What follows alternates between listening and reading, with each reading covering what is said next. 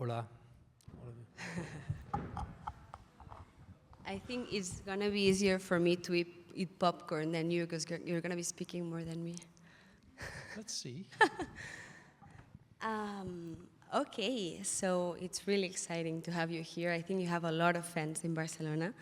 There are a lot of film students in the room, so I think it's nice to start at the beginning. And this might be a cliche question, but how did you fall in love with cinema? What was the first spark? Well, I started when I was 16, and I think what was most important to me back then was to become famous. I was a very shy child, and I thought if I'm famous, then when I walk into a room, at least they know who I am. But that was in the beginning. Then I made my first movie, and I fell in love with the collaboration.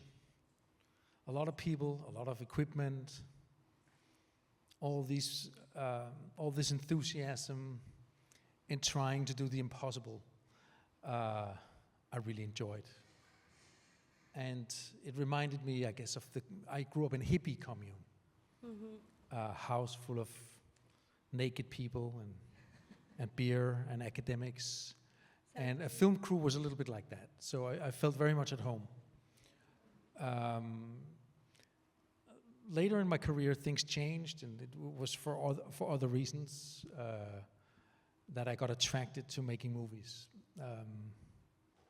So it's been over 30 years, so it has definitely varied. Yeah.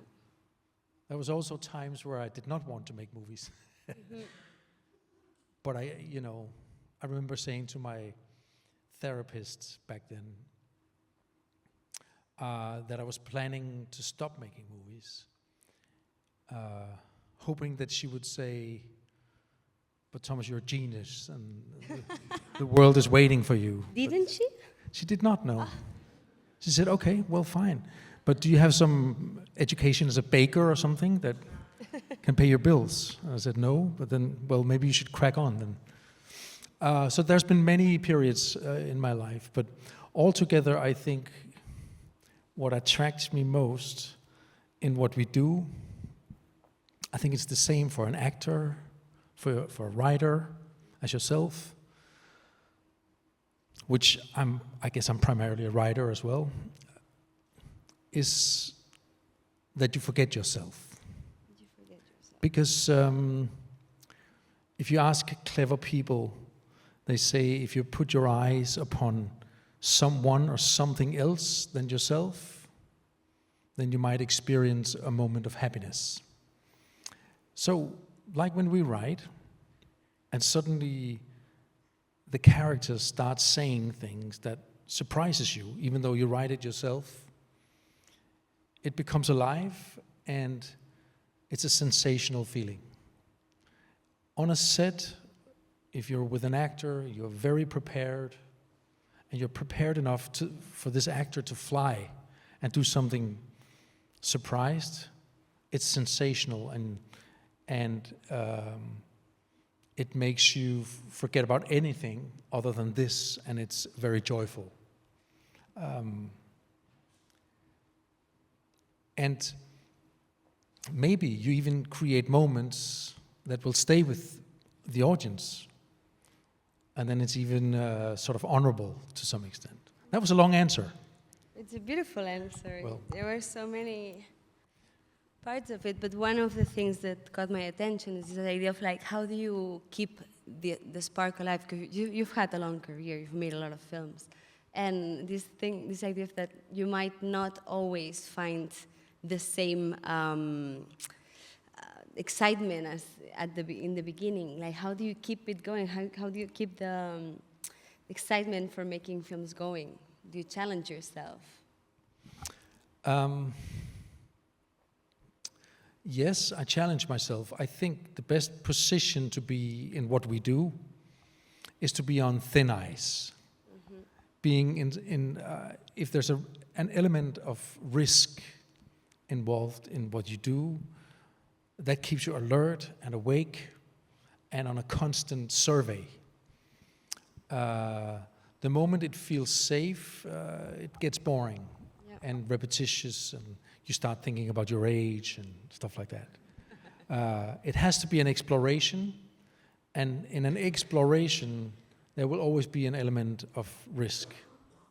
It's amazing. We have a little surprise. It's one of your first short films, because you went to film school in Denmark and you made a lot of short films, successful short films. And I want to talk a little bit about that experience. But first, we're going to show a little clip from Last Round. I'm looking up. I guess it's going to be up here.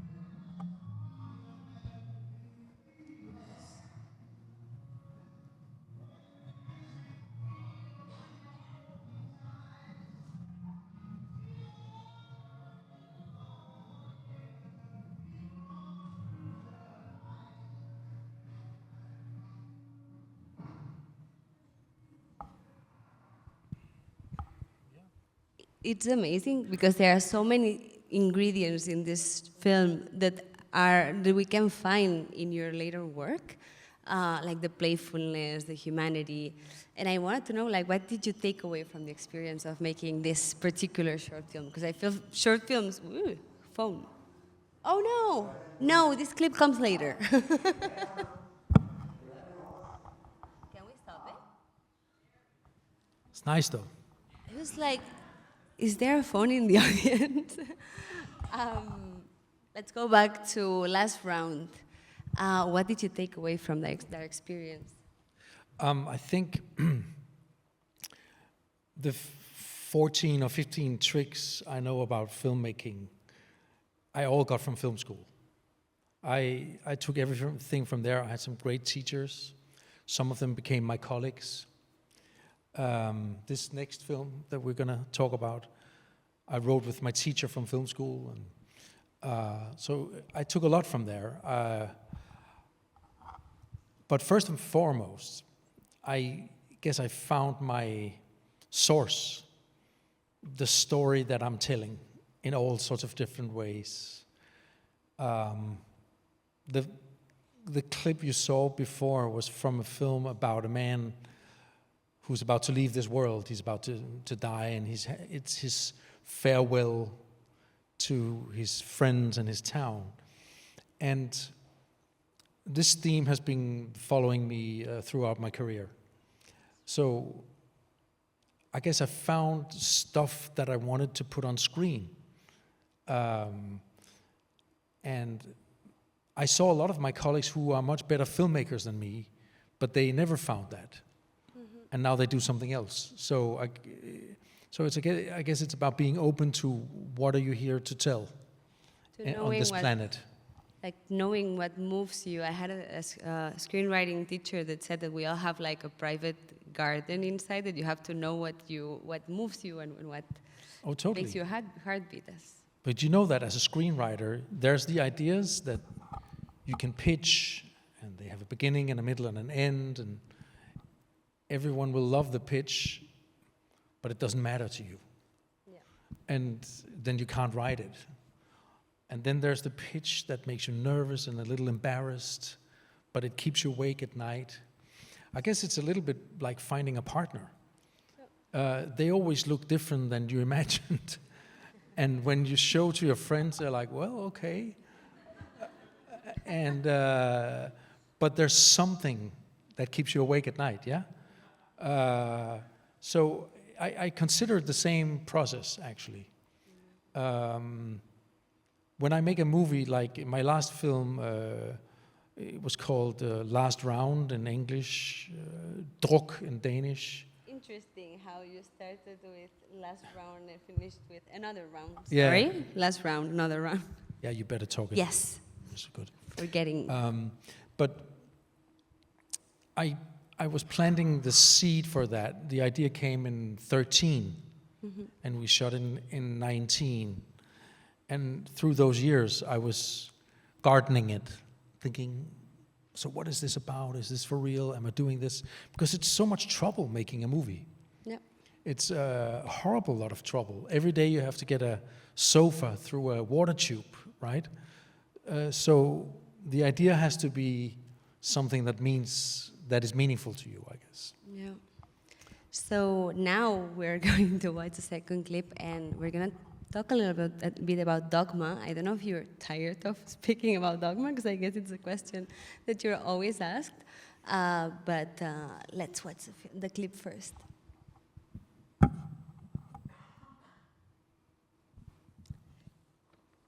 This is the beginning of celebration.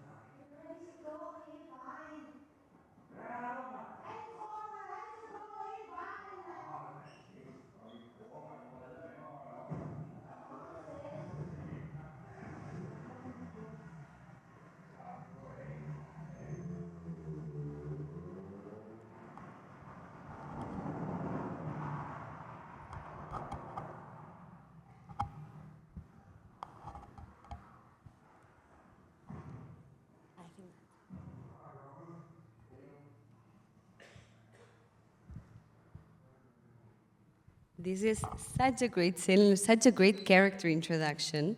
I remember when I watched Festen, I was so mind blown because I was like, oh, you can make cinema like this and it can be so good.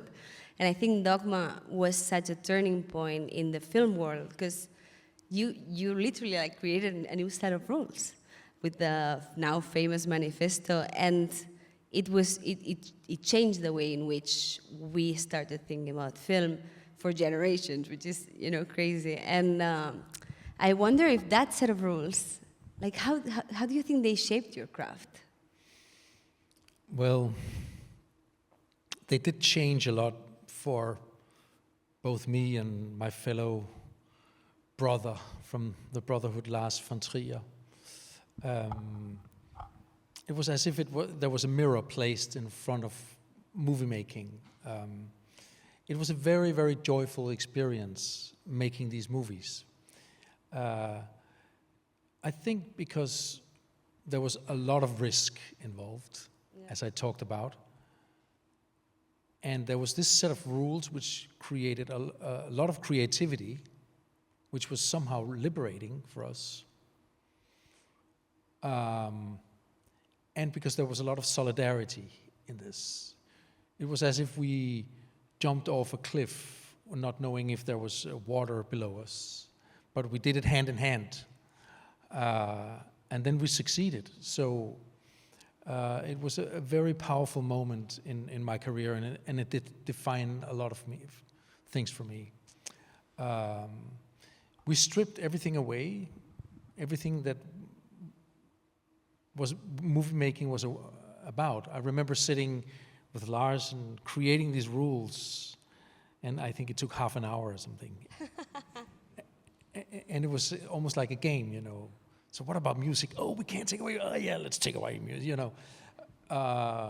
So we stripped it all away, and it was just such a liberating feeling for both of us.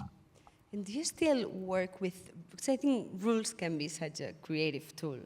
Do you still set rules for yourself or for your actors or for... I don't set rules as rules, no. Dogma had its time, and one of the things behind Dogma, or in Dogma, was it was a revolt against movie making. It was aggressive, it was full of vanity, and it was, and it was full of risk. But then it became a huge success. It became a ticket for a, film festival. It became mainstream in a way. Of course, and you could even get the Dogma furniture in my country. You could? Yeah. Wow. So in that sense, the opportunity died out for us. Mm-hmm. Also, having made that movie that you saw the opening of, I felt there was no further I could go in that direction. I don't set rules, but I do conceptualize what I do, of course. Yeah, because I wanted to talk about writing. You're a writer. You have written everything that you have done, and sometimes in collaboration. But I wonder, starting with the white page, do you have many ideas? There are people who have a lot of ideas, and there are people who have few ideas, and they know they are the good ones. But when you have an idea, how do you know that's something you want to commit with? Well, it's a bit like we talked about before. Mm-hmm. There has to be this sensation of something you cannot let go of. With Druk, with Another Round, I didn't even know the plot. I just knew that celebrating alcohol would be interesting. Praising the liberation of alcohol would be interesting. There was just something that kept coming back to me. And then you have an idea. When you're nervous about it, if you're two people working together and you go, that's too far out, we can't do that. And then you do it anyway, then there might be an idea. That's where you have to go. Yeah, I'm trying to avoid the safe places still, yeah. So you have an idea that keeps coming back to you. how soon do you share it, and who do you share it with first? I share a lot. You share a lot. Everyone in the room, doesn't matter who it is. And it can be annoying for my family sometimes. But I'm testing it all the time. Seeing how they react to it? Yeah. And when I get further down the line with the script, I go back to the people from my film school, still, 30 years later. These are my friends. We've seen each other doing the worst shit on the planet, and we've seen each other grow. So we share our scripts. And that's very valuable. And they'll be very honest with me, brutally honest. So sharing, I think, is key. But it's not always there's always moments in writing that are vulnerable, where you have to protect yourself. There will always be drafts in the writing that does not work yet, and you're the only one who can see it, which is a vulnerable process. And in those periods, I'm less open. Yeah. Because you don't want to create a crisis. It's like, we're doing a film here, but the script doesn't work yet. And, in our business, there's so much panic. There's so much panic. So much hysteria. And I can't deal with that anymore. So I've closed it down in some periods. And everyone in our business say, yes, of course I can read a first draft. But nobody really can. It's difficult to imagine how a dysfunctional script will be functional. Of course, some can, but so it's a give and take. This it has to be. You have to share with people you really know well. I want to go back to what you were saying about another round, because you started with that very small idea of like how alcohol. Well, it's not a small idea, but it's just this spark, this idea of like alcohol and how you get this feeling from it. But then the film becomes really universal, and it becomes about something else. Did you know, like, how do you know when the film is about? 'Cause sometimes it's a long process. How did you find, for example, in that specific film, there was a moment when you said, no, this film is not about alcohol, it's about this other thing? It's about life. It is about life. Well, it was a different situation with that film, because we made a movie about the controlled society that we live in, and the reaction against that. The youth of my country, everything is measured. This is measuring my steps, and we're constantly evaluated. We're constantly, then we go to the gym and it measures our form, and it's almost like everything has become put into a metric system. Yeah. And another round is a reaction against that, a revolt again. It's kind of a liberation, but that movie had to be about something more, because I suffered from a great loss while making it, and I could not just make a comedy about drunk men. I had to elevate it somehow to be able to continue. As a part of the process. But things change. I did a film back in the days called The Hunt, also with Mads Mikkelsen. Yes. We're going to screen a clip later. Okay, but we can talk about it, yeah? Yes, absolutely. Without spoilers. I'm not going to spoil it. But it's about how out of control this process is that we're trying to control. Mm-hmm. Getting an idea is something you get. It's not something you prepare or buy on the internet or learn at film school. It comes to you. So it's beyond your control, like falling in love. it's about falling. It's uncontrollable. There's a lot of great things that are beyond our control. And we have to be aware of that in this very professionalized environment. And The Hunt is an example. So I was writing for a main character who was a bit like Robert De Niro in Deer Hunter, you know. Yeah. And he was a blacksmith with a gun, man of few words. Then Mads Mikkelsen comes in, and he's so handsome, annoyingly handsome. And I felt something was wrong. This is too contained. There's not enough vulnerability. And this just kept bugging me all the way up until 1.5 months prior to shooting. And then suddenly I have this idea of changing him into working in a kindergarten and wearing glasses and stepping aside from people on the sidewalk and being a complete reversed version of himself, which then made the idea of the church where he bashes his friend a very valid idea. Yeah. And everything fell into place very late in the process. And what I'm trying to say is that there's all sorts of efforts to make schedules and plans and deliveries, but ideas arrive when they arrive, and you have to be open to receive them at any point.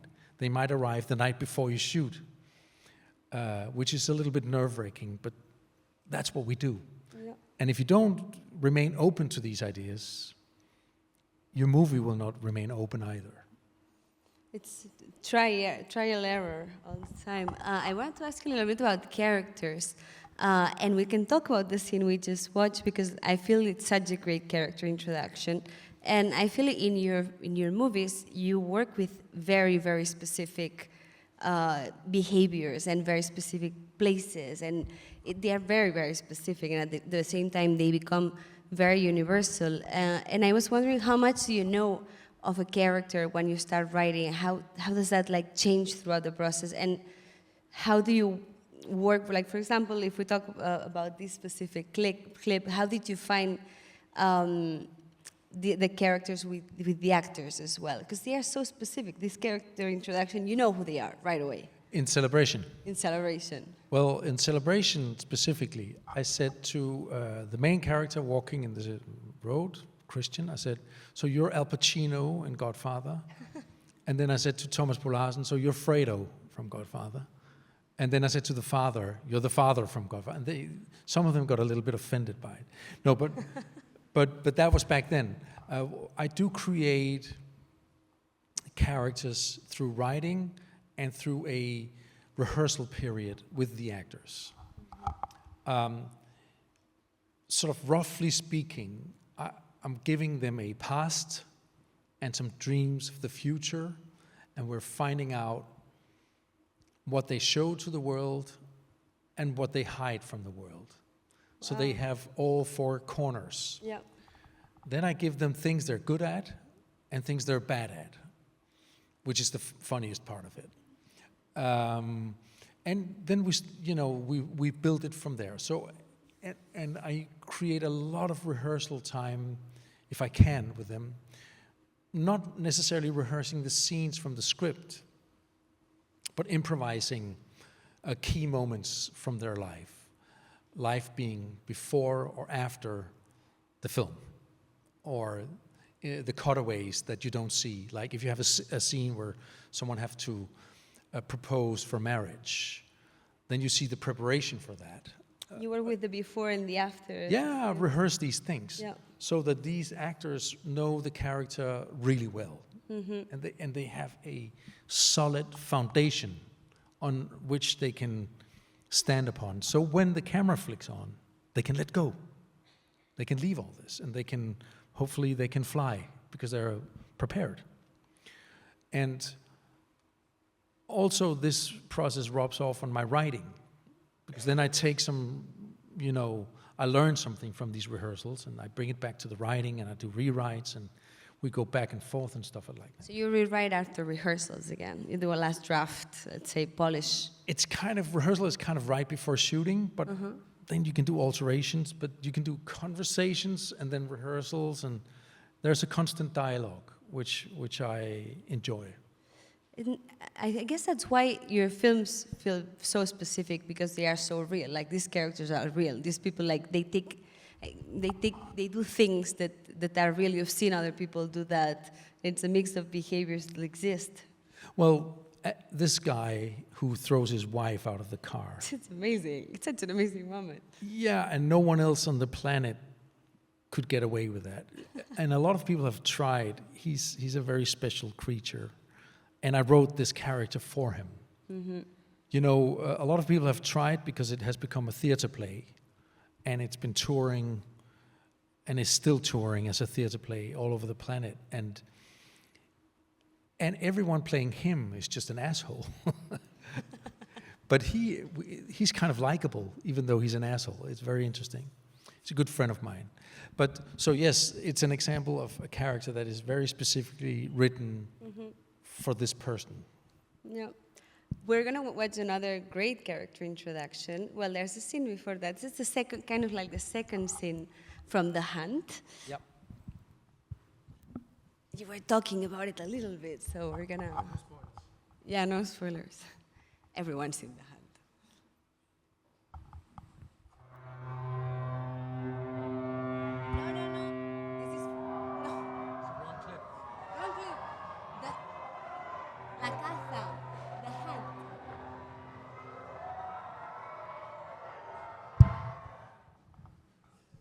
Sorry. Same actor, different movie. About that. It's confusing. Like a boat? Oh, this one.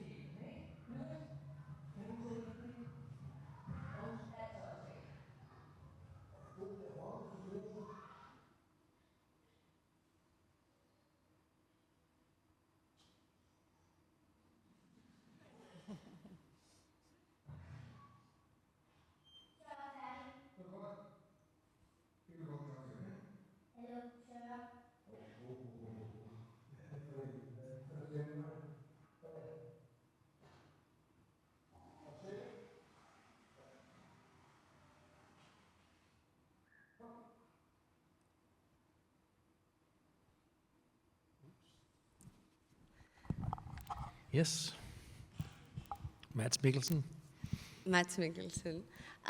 Did you write with him in mind? Oh, totally, yes. I wrote this for him. But I couldn't, because the problem is, in the beginning, I could write for my friends. But now they've gotten agents, and I've become famous and shit. And they want to read a script before they say yes. So I wrote it for Mads, but in the very beginning, I wrote it for Robert De Niro and Deer Hunter. Really? Well, yes. Because I did not dare writing it for Mads, because I did not know if he would say yes. So it was a bit of a weird process, but he said yes right away, so that was good. Amazing. This is also such a great character introduction. But I wanted to talk about directing a bit, because I feel like there are two styles in this film that use. And at the beginning, it starts with these shots with a long lens, kind of like you're spying on the character, and then it goes back to this handheld, and you're inside with him, and you see him interacting with the kids. And I feel like these two styles are very present in the film. And I wanted to talk a bit about that, because I feel like it's the shooting style of this film is such an important part of the film. And I wanted to ask you if your shot list is like, do you shot list a lot? Is your shot list like very strict? How did you come up with this idea of the long lenses and then going back to handheld? Obviously, for the celebration, we were not allowed to do shot lists. I would have been punished by. You were not allowed to shot list. No. The idea is that the camera goes to where the actor is, Yeah. and not the other way around. With the hunt, we did quite a lot of preparation, and we did a shot list. Yes, Charlotte, who shot the hunt, is a super prepared cinematographer, and I enjoy that because, again, preparation can create freedom. Yep. If you have a plan, you can leave it. It's the same thing for the actors. The more prepared they are, the more liberated they feel. So our process of making a movie is constantly about building, preparing, being thorough, being professional, talking to production about how to reduce costs and all that. And then it's moments of liberation, the unpredictable, the art. And they coexist, these things. And both in all departments, I think. In production department, in the script, with the actors and the camera. So the months that I spent with the cinematographer gave her a language, which in this case was a shift between surveillance, the objective, and the very present handheld. And this preparation created freedom between us. And in this case, the film was already made, sort of, before we shot it. Yeah. I feel it's such a smart idea because, in a way, what the film is about is already in this scene. Like, the language comes so much from the writing because it's a film about that, and the two styles are very much already in the writing of the film. And I want to ask you if, when you're writing, do you already think about how you're going to shoot something? Do you have like scenes like very clearly in your mind? Yeah, I remember doing an exercise at film school.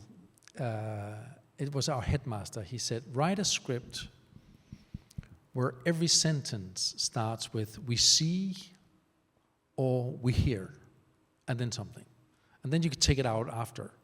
But every sentence has to start with that, which made us focus on the fact that you can't make long descriptions of what they think because the actors will be lost. You see something and you hear something, and that's the language you have. And that was very helpful in my writing process.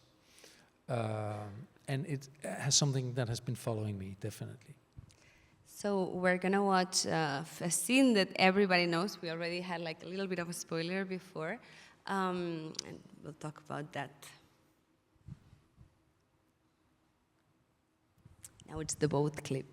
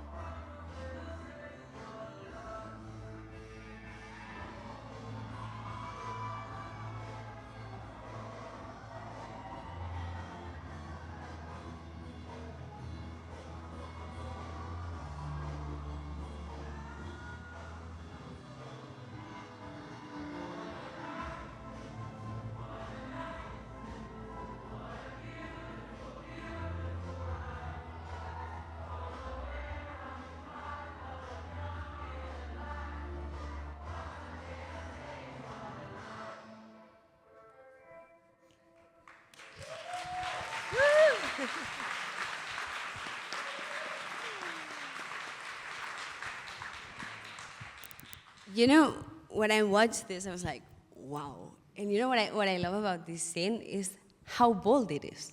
Because it's really a bold move. In a way, it's like you were taking a risk with this scene, and it works so well. But I think it works so well because you're taking the risk. Yeah, I mean, it was a risk, and there was a great deal of nervousness. There was? Oh, both the co-writer, Tobias Lindholm and Mads Mikkelsen are coming from reality rules. And they were like, dude, why are the school teachers suddenly a great dancer? I don't know, because you can dance, Mads. Well, Thomas, it's not about Mads, it's about someone. You know, so we had a lot of conversations, and it took a lot of courage. But I guess we're striking the same theme here. The risk is important. Yeah. And when you have an idea that feels sensational, but maybe too much, maybe you should do it. That's great. It was the same thing with Thomas Bo Larsen, the violent brother. Mm-hmm. He's sensationally ridiculous. And it's the opening of a movie. And we were nervous that it was too much. And it was too much, way too much. But somehow it insists on communicating with an audience. And the dance did as well. I don't know if you can see, but the hesitation he has, which is fully planned, obviously, and choreographed. It's like he dances a little bit, then not anyway, and then a little. It's pretty much a description of the process. It's like, do we not? Do we not? Yes, we fucking do it. It makes it believable also. Yeah. It was a great moment. And the ship was never planned. We couldn't afford a ship, but it was. It just arrived, and Mads was like, "So Thomas, how do I feel? Just act, for Christ's sakes, action!" And then there was a ship in the film. It was a great day of shooting, and but I want to say something about this, because I think we did 19 audience test screens with this film. And in the first 15, when the audience was asked, what do you think of these guys? They would say, these are assholes. Really? Yeah, their friend dies, and they just carry on drinking and dancing. And this is ridiculous. So it was very, very small balances that changed this. We had to sort of find their dead friend in the scene. There was a text right before the clip you see where he's texting his ex-wife about the deceased person, and you see the sadness in his eyes when he's looking at the water, and all that we had to capture, and then suddenly people loved it. So it's not just a strike of liberation. It's also a result of a lot of work and careful collaboration with audiences. So you went back to editing after the test screenings? Huh? You went back to editing after the test screenings? Because you're saying you adjusted the scene a bit. Oh, we re-edited it. You re-edited, okay. And then re-edited, and then re-edited for a long time. There's a scene in the beginning of the film where they're having dinner. And they're having dinner for 12 minutes or something. It's a long scene. And it took a month. Of editing? Yeah. So it's not like we pull it out of the sleeve. What I'm trying to say is it's a lot of work. I wanted to ask you about editing, because I feel like sometimes we don't talk about editing enough, and it's such an important part of the process. It's rewriting, it's where you see what you did. In a movie where people have to play drunk, the editors have a big part of it. Yes. It's pretty fucking difficult. It's so hard. And some of the takes were less drunk. So they were not drunk, actually drunk. No, these are professionals. And I'm asking them to be professionals. But we rehearsed a full week, only alcohol rehearsals. And in that week, there was some drinking. Yeah, because we had to test how does it look. Of course. And so it's an interesting theme. Am I jeopardizing your plans here? Not at all. We have gone completely off script Okay, a while ago. Perfect. Then that sounds good. So acting drunk is very much about what filming is about. It's about what you hide. Yeah? As an actor, if I would ask an actor to play drunk, I would ask him to do the opposite. Pretend you're not drunk. Because that's what drunk people do. Because that's what we do, yeah. And then suddenly you show a slip. But everything is about the opposite. I'm trying to say that I'm sober by being super orderly, you know? So that's the opposite. And that worked fine, and they could pull that off. But when you're above 1 point something, 1.2, then you're like... it's a different ballgame. Yeah. When you fall, you don't protect your head. You just fall on your head. We studied a lot of YouTube clips of Russian people for some reason, and it looks overacted, and it sometimes was overacted. But what I'm saying here is that most of what we do is about what we don't see. It's about what we hide. Yeah. You know, it's great. It's like, I feel like you talk so much about preparing, and I feel like you work so much and you prepare so much, but I also feel like you have a lot of fun. Like, Ooh. it feels like you had so much fun rehearsing. Well, we had fun rehearsing, yeah.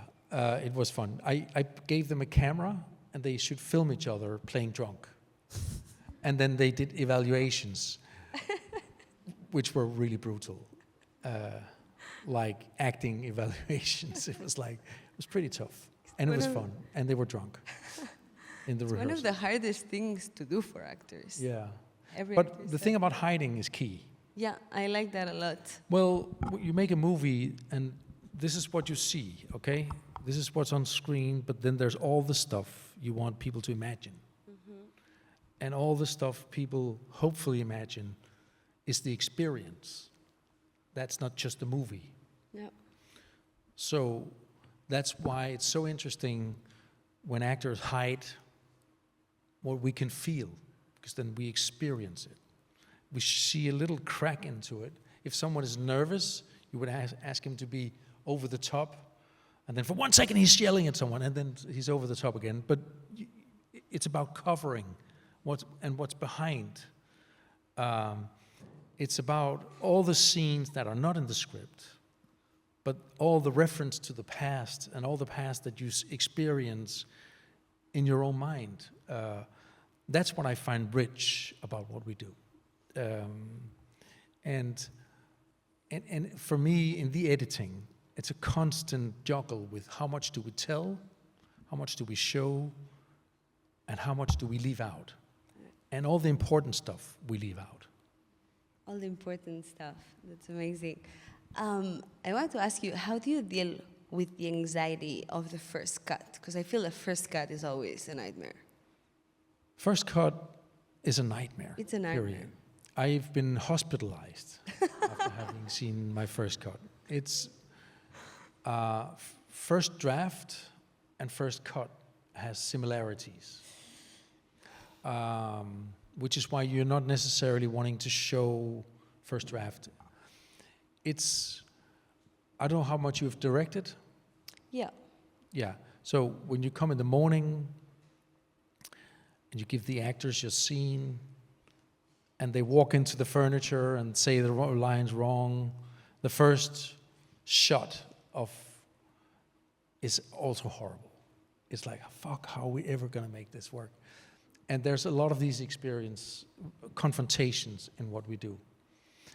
And my way of overcoming it is I have my editors, and they know I get mental, and they're being very sort of my therapists, I would say, in a way, saying, well, this is going to be great, this is going to be great, this we need to work on, it's going to be all fine. And because it is a very confrontational moment. Everything is there, and nothing works. And that's the painful thing about it. I feel like there's so much therapy involved in filmmaking in different stages.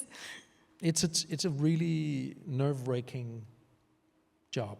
We expose ourselves, and we spend maybe 2 years making it, and maybe people hate it. So that's a humiliation. Yeah. I've been through several humiliations in my career. Oh, totally. And I think all directors have. All directors with long careers have. Yeah. Yeah.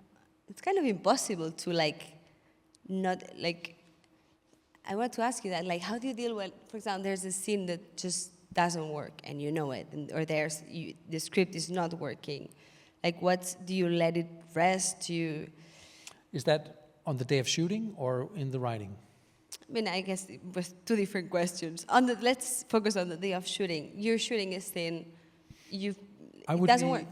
I would be very, very transparent with my actors. And I would say, I wrote this scene, and apparently it's not working. What can we do? Please show me some stuff. And I would always make sure that they show me. It's not me running around trying to convince them. They're there to show me stuff. It's amazing. And that's how I would build up the day. And I would admit, I've made a scene, it's not good enough. Let's try this, let's try that. We're looking for it. And we have 8 hours, and that's what we have. And if we find it, we find it. If we don't, we're fucked. That's such great advice. In the script, I would, of course, rewrite. Yeah. And sometimes you carry on rewriting, and you don't find it. But if you don't find it in rewriting, there's a good chance you just won't find it. Yeah. We're gonna show the trailer of your show, Families Like Ours, that's gonna be playing tomorrow here at Serielizados, but just to open your appetite.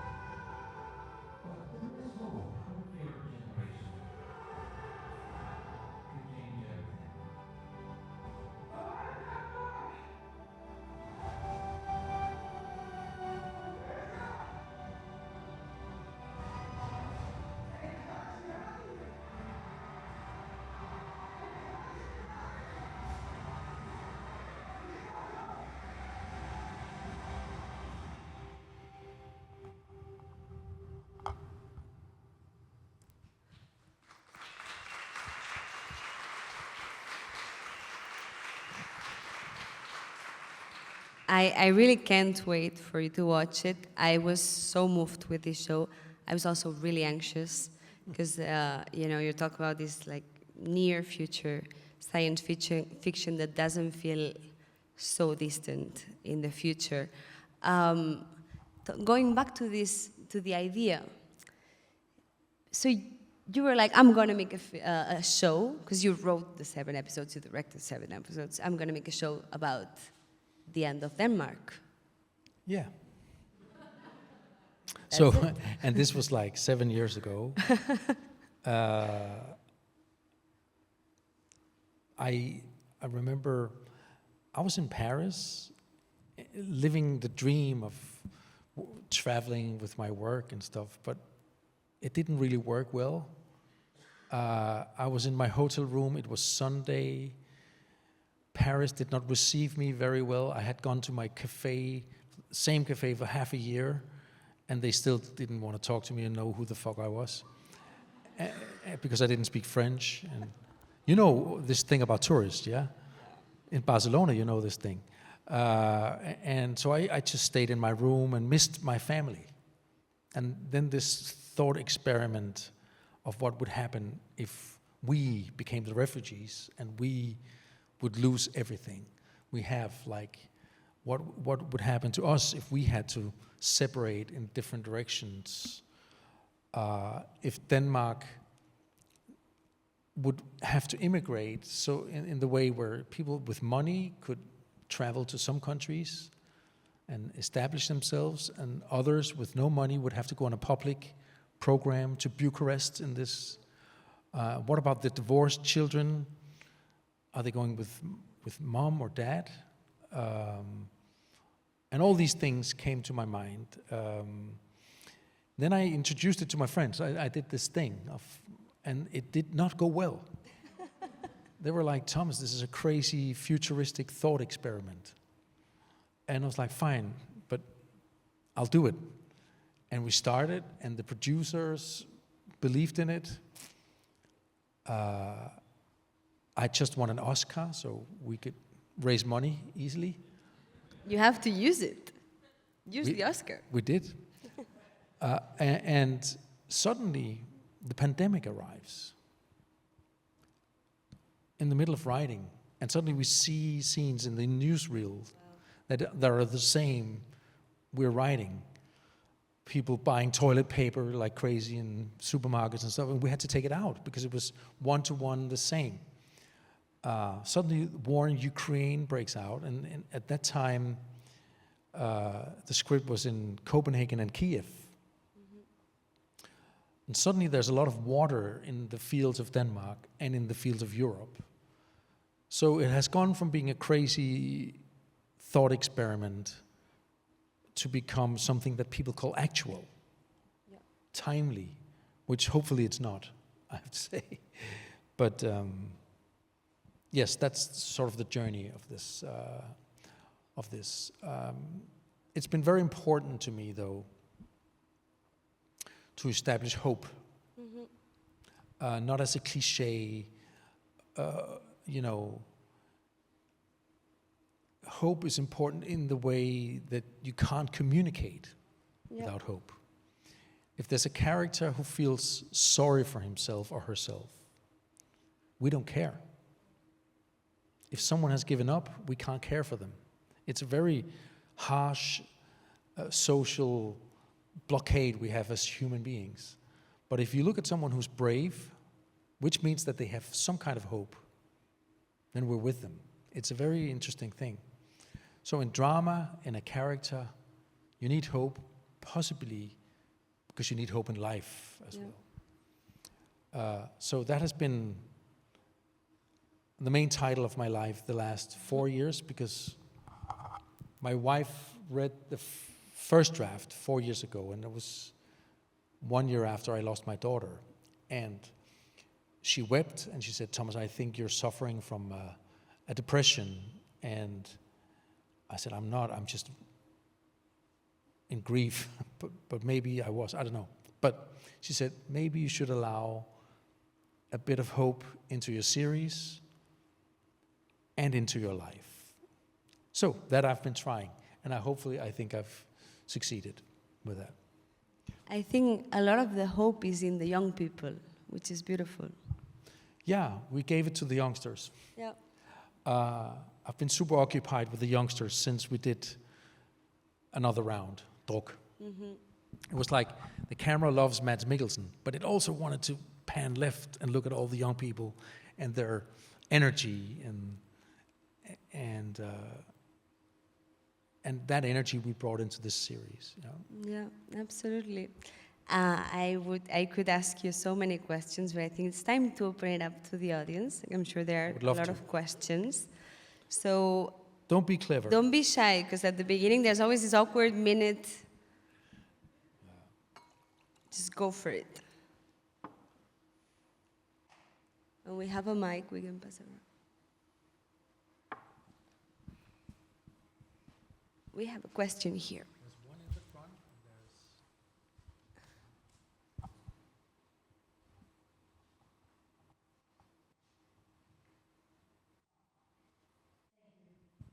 Thank you so much.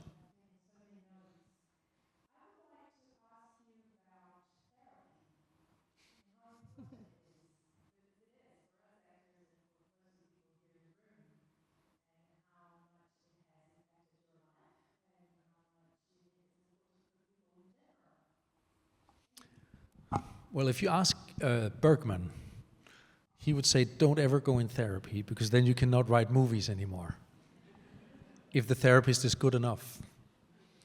So I guess what we do is not only nerve-wracking, but can be emotionally disturbing and disastrous and difficult, and yet at the same time humiliating and full of exposure. So it's very, very fragile. So therapy can help you keeping your life together and not absorb too much in it. There is a life, after all. And if you let all these emotions and all the hysteria take over, it becomes very complicated, I guess. I did it in my younger life. There are years I can't remember because it was so stressful and they just vanished. And I don't see the value in that. It's as if it's time you cut out. So I use therapy to be present. Not always successfully, but I'm trying. Thanks for the question. A lot of questions. There's several. He's running around. Hello.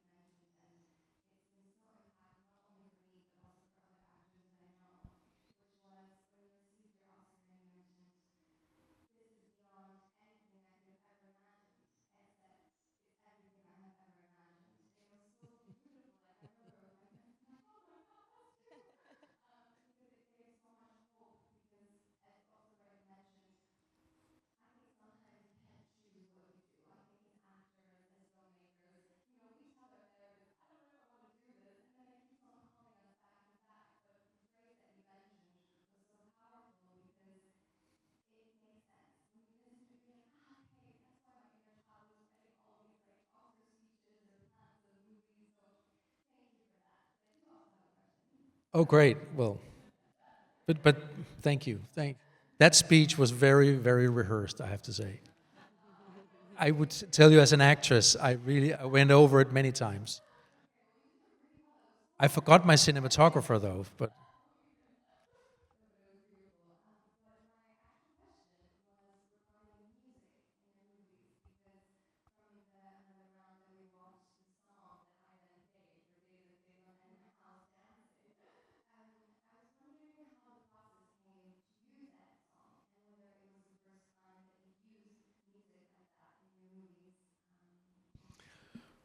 So finding a song like that is an endless walk in a desert through rights that you cannot afford, songs that fit but does not really have the right mood.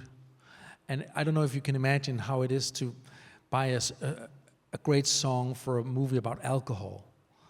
The minute these stars learn that it's about alcohol and it's from Denmark, it's like it's too obscure for them. So they pull out. So it was a lot of music we heard through months and months and months. But my wife kept bugging me with this song. She said, "This is the song, it's right in front of you." And at that point, it was not, there was not enough celebration in it. It never unfolded in time, it never had its climax. But I then called those guys, they're Danes, they were younger and very excited, and they were totally game in rewriting the song re-editing the song into be more of an explosion. And then it's interesting what happened, because then suddenly these things coexist. There's no way on this planet it could have been any other song, obviously. It's a very interesting process. It took a long time of rejecting it, keep pulling it back, and then suddenly it makes sense. And maybe it's a lesson to learn that if we're patient enough and we allow all the work and all the mistakes and all the takes that doesn't work, then possibly at the end there's something that maybe totally makes sense, which this song did. Yeah, thanks. And the Oscar speech, I was like, dude, you've got 1 minute. You can't use the script. We don't want to hear any second names because we don't care, particularly because they're Danish. Blah, blah. And I was like, fucking hell. And I took 7 minutes because I said, they can't stop me. And they didn't.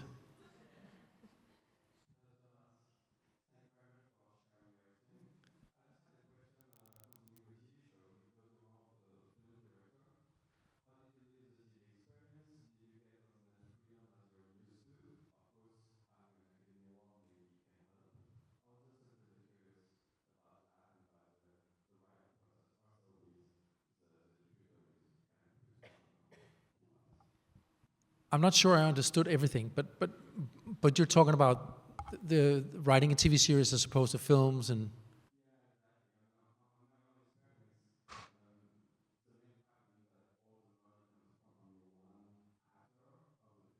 Uh-huh.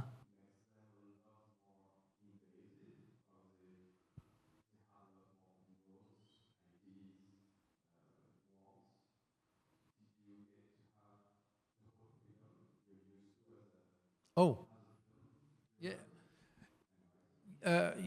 I had all the freedom I wanted. Also from the networks that generously paid for this series. And I even asked for the same budget as on a film, like per minute. So it has been a very, very generous process. They have given all the painful questions, and they've been very keen on being part of the process, but they've never been controlling. They've left me do what I want to do, even going from 6 to 7 episodes, because I had too much material. The big change here for me was that because it was networks and not a streamer, every episode has to be very specifically the same amount of minutes. And I shot way too much material and ended up with 7, which is the new black, by the way. Disclaimer by Quaron is also 7. And it wouldn't surprise me if it was for the same reason. Writing a script for and shooting a series was very similar to making a long film. But there was a very interesting different. Obviously, there's all the shit about cliffhangers and at the end of an episode and blah, blah, blah, all that. But all the tricks that people seem to know. But what I found interesting in the shooting of this was that the shooting days just kept coming. It was instead of 20, 30, it was like 110. And after 20, 30 days, this thing we talked about in the beginning happens. You forget about anything else than just this in front of you. You start shooting everything that moves and make decisions like that, and you don't look back, and you don't look at yourself as a player. You just work. And that's a quite beautiful place to be in creatively. It's hard, it's tough, it's a lot of days, you're tired, but you forget about yourself. And that's all we want to do. The camera is supposed to turn this way. Curiosity, looking at anything else than yourself. It's about the craft, about what you do and the result. And when you get in the zone, in this flow of just shooting, you make great decisions and courageous decisions. So I kind of enjoyed it, I have to say.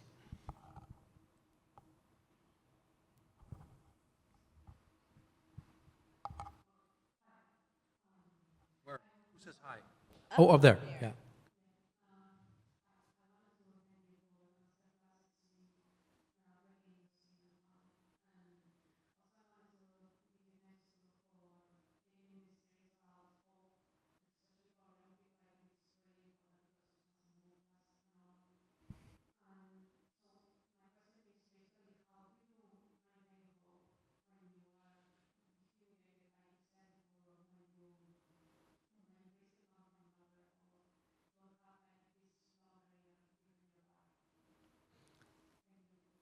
Thank you very much. Thank you.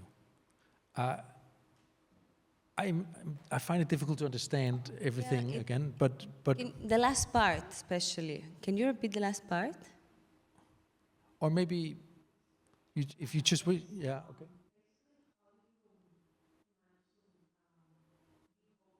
I'll be hopeful.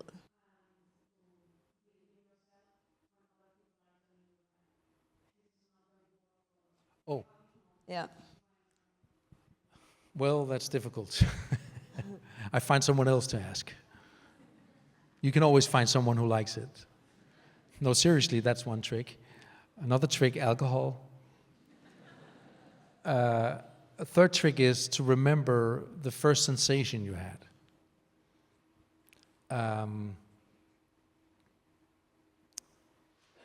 But you can keep it open. You can keep the decision of whether you're doing this open and make it an exploration and see if you find comfort in it.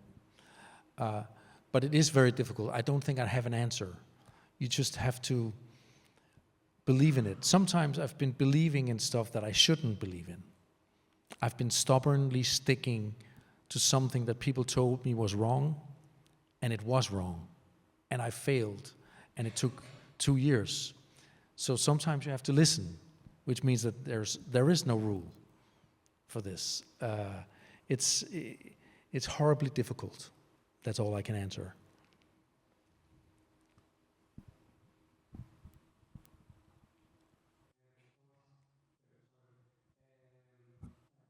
Can you stand up? Perfect.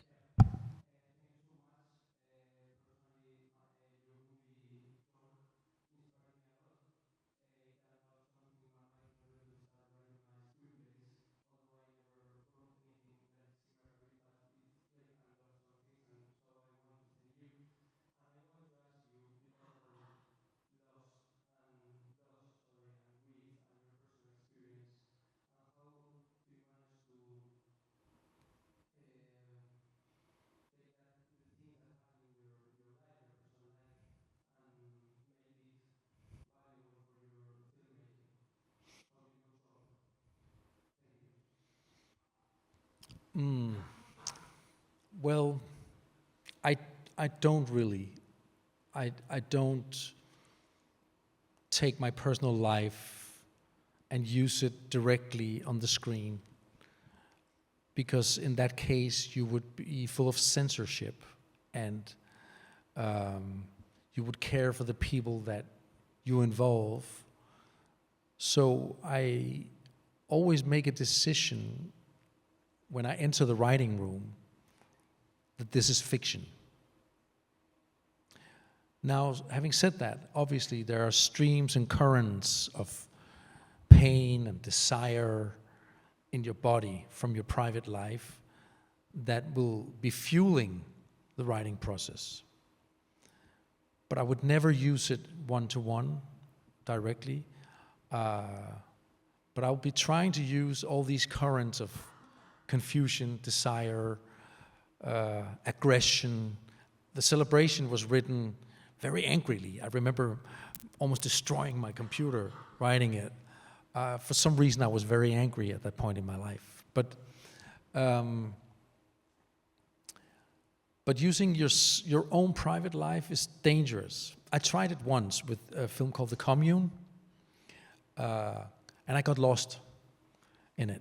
Suddenly it was, my memory was suddenly half fiction, half my film, half my experienced life, and it was really difficult to figure out what was what. So I really don't recommend that. Yeah, I don't know if I answered your question, but.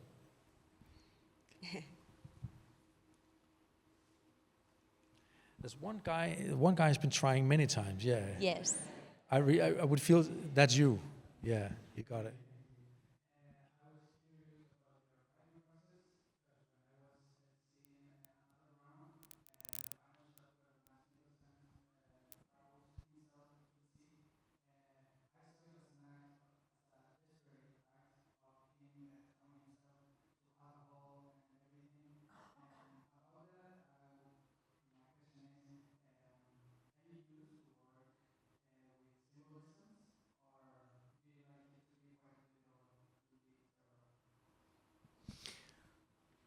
I don't work much with symbolism, but I work with open ends.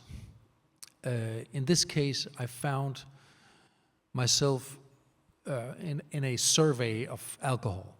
How does alcohol work in our life, and how does our life work in terms of being controlled or liberated people? And I did not want to come up with the answer.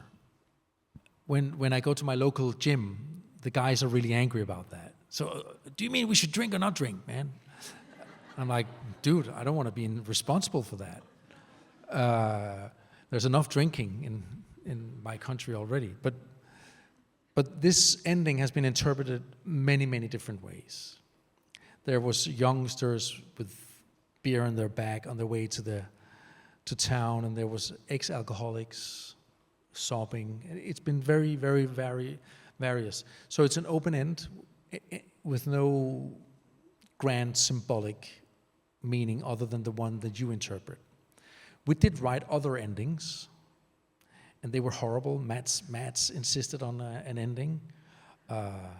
Allow me to say it was pathetic. He's a very, very, very smart man, though. And his notes are always very good, but that other ending we came up with did not work. And somehow we had 3 or 4 endings like we had in The Hunt, and ended without them, right before them, with an open question.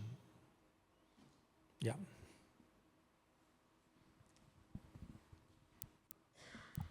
Here, she's been waiting for a while to ask her question.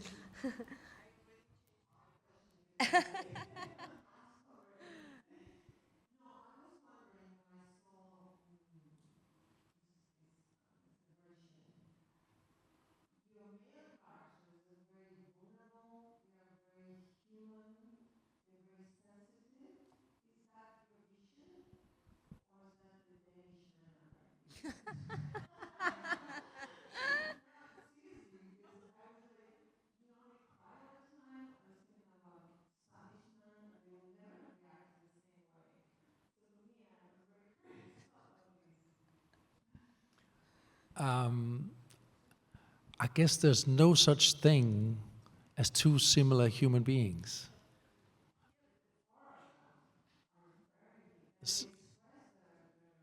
Oh, they're very sensible in Druk, another round. Yeah. Well, they complained about that. Thomas, why are we crying all the time?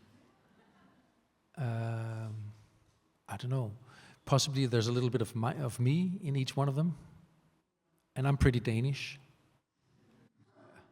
So yeah, I guess, I don't know.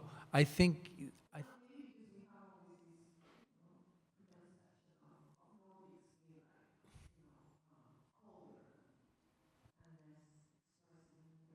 Is that true? But we're not. Well, what can I say?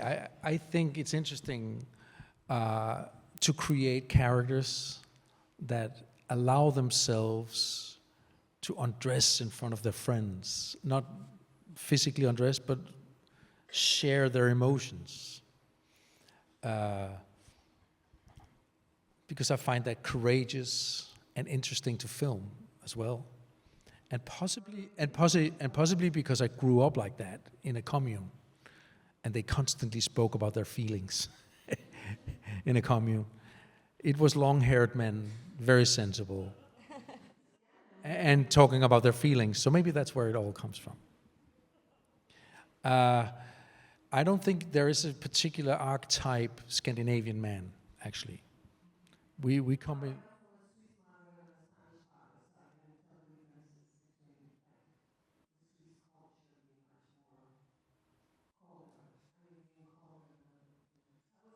Yeah, maybe it has to do with, yeah, I don't know. I think it has to do with me more than the culture, probably. All right.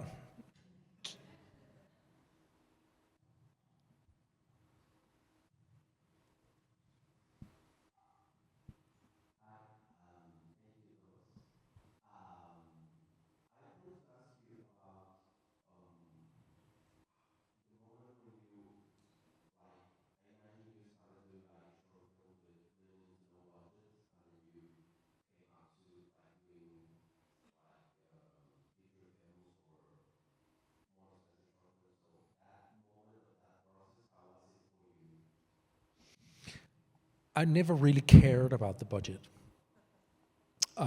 because there's always too little. On a big budget movie like, or the series that you just saw, we struggled, and we were in a rush. It's always been the same. So the size of the budget is not what's important to me. It has to do with the spine and the story and what we've been talking about all day, about this thing that has to vibrate, this thing that has to haunt you, and this thing that has to keep you alive, which is the idea of the whole project. The scandal of the project, that's important, not the budget. And because there'll never be enough. You'll always have these endless meetings about how to cut down on extras and cut down on to some extent, shooting, the cheapest film I did was Celebration, and that was the easiest because there wasn't all the bullshit. We just shot, and that was quite liberating. Yeah, it's very different cultures. Like if you shoot a very expensive movie. There's a lot of people, and I enjoy that. And there's a lot of competent people. And you can watch like divers with a camera who are experts in being divers with cameras, and it's wonderful to watch.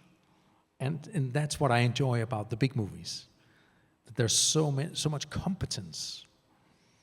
What I enjoy about the smaller movies is that you're close to what you're doing. And you have to do everything yourself, and everything gets your tone very quickly. So it's very different. But yet still, it's all about the beginning, the idea, what you come with. So we have time for one last question. I've seen a hand here. Oh, here. Oh, there. Sorry. There was someone before. Oh. Hello.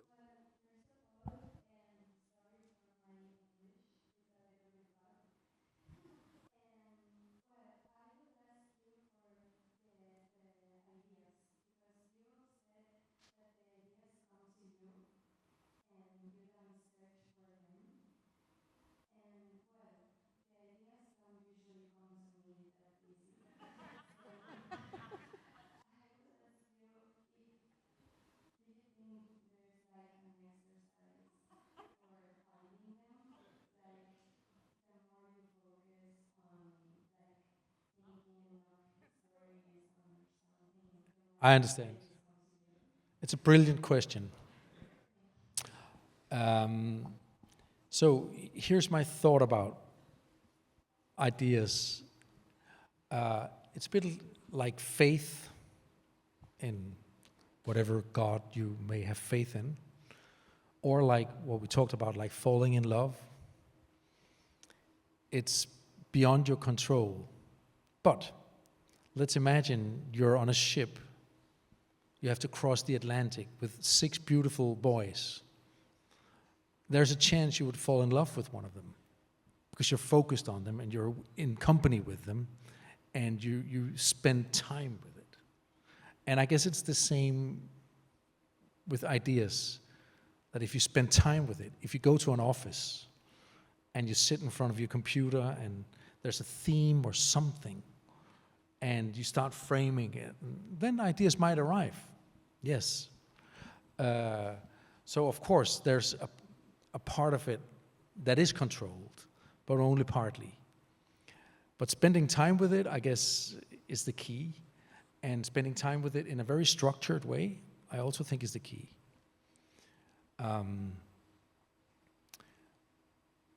Great writers talk about the process of writing, and they talk about never coming to a conclusion on the end of the day. You always want to end with a comma. If you're in the middle of a flow and it's going really well, that's where you stop. Because the problem is the next morning. Problems are always the mornings. And if you've emptied out completely and spent all the sentences that you had, then the next day is going to be really fucking tough. So save something for the next day in your writing process, and then it might become another fruitful day. Might not, but sometimes it does.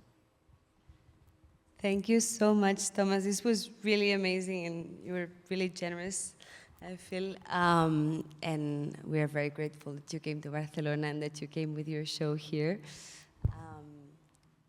So let's give Thomas a big applause. And that's it.